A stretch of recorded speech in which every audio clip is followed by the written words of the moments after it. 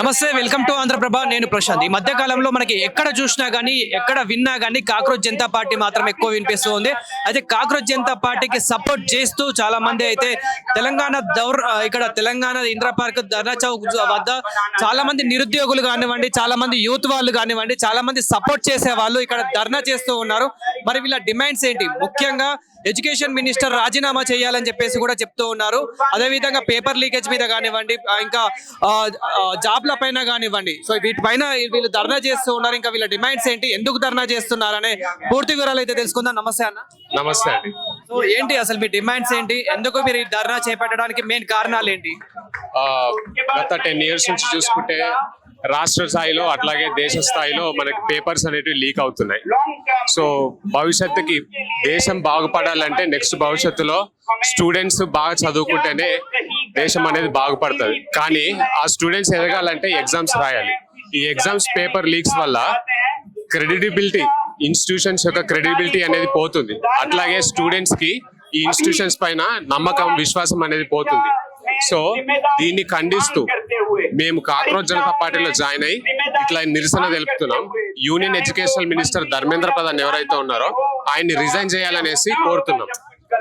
Cockroach Janata party తరపు నుండి మీరు ఎలాంటి డిమాండ్ చేస్తున్నారు? ఇప్పుడు గవర్నమెంట్ ని ఏమేమి అడుగుతున్నారు? ఫస్ట్ మా డిమాండ్ ఏంటంటే, యూనియన్ ఎడ్యుకేషనల్ మినిస్టర్ అనేట ఆయన ఈజ్ అన్ ఇన్కాంపిటెంట్ లీడర్. ఆయన లాంటి వాళ్ళు ఈ ఎడ్యుకేషనల్ మినిస్ట్రీలో ఉండకూడదు.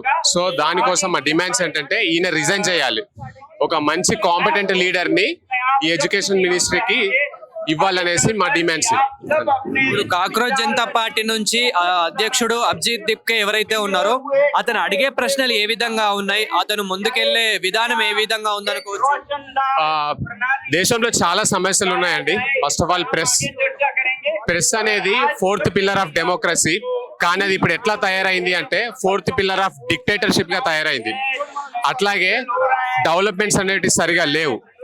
ఒక వైపు పేపర్ లీక్స్ అవుతూ ఉంటే, ఇంకో వైపు ఫారెన్ ఇన్వెస్ట్మెంట్ పోర్ట్ఫోలియో అనేది తగ్గిపోతుంది. దేశంలోకి రాబడాల్సిన ఇన్వెస్ట్మెంట్స్ కూడా తగ్గిపోతున్నాయి. ఇలాంటి సమస్యలు చాలా ఉన్నాయి. కాకపోతే మొదటిగా అభిజిత్ దీప్కే గారు ఎడ్యుకేషనల్ మినిస్టర్ని చేంజ్ చేయాలి అనేసి కోరుతున్నారు. ఇక్కడ నుంచి మెల్లిమెల్లిగా ప్రతి సమస్యలోకి అడుగు పెడతారు. అట్లాగే ప్రతి సమస్యని క్లియర్ చేస్తూ వస్తారు. ఇది ఒక రకంగా చూడాల్సిన ప్లాన్.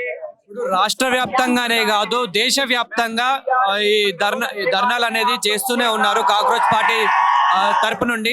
మరి ఏమైనా మార్పు వస్తుంది అనుకోవచ్చా? ఖచ్చితంగా వస్తుందండి. కాక్రోచ్ జనతా పార్టీ మొన్నటి వరకు ఒక సెటరికల్ పార్టీ, ఒక ఆన్లైన్ పార్టీగా మిగిలిపోయింది. కానీ అది స్లోగా ఇప్పుడు రియాలిటీలోకి వచ్చేసింది. చాలా మంది దీనికి సపోర్ట్ చేస్తున్నారు.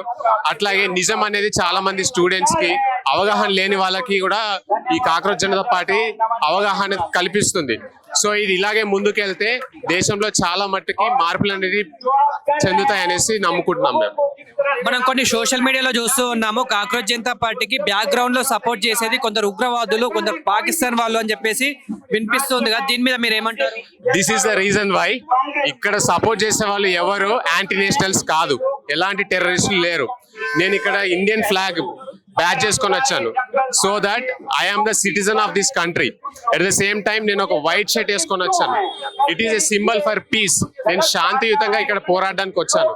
సో ఇందులో ఈ కాక్రోచ్ జనతా పార్టీకి సపోర్ట్ చేసే వాళ్ళు ఎలాంటి అవుట్ సైడర్స్ అయితే లేరండి. దేశంలో ఈ సమస్యల మీద బాగా అవగాహన ఉండి అట్లాగే దీని గురించి పోరాడాలన్న ఉద్దేశంతో ఉన్న స్టూడెంట్స్ మాత్రమే ఇక్కడికి వచ్చారు.